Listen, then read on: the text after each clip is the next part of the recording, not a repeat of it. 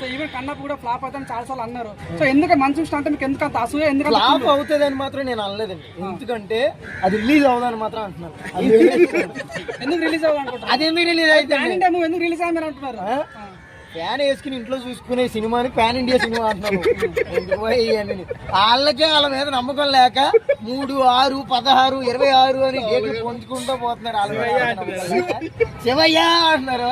ఊరిని అయ్యా నా పేరు ఎందుకు వాడారని పైన ఆయన అది వేరే విషయం. మీరు పెట్టుకోవటం ఎవరితోనే మీకు అర్థమవుతుందా? మీరు ఎవరితో పెట్టుకోవటం మీకు అర్థమవుతుందా?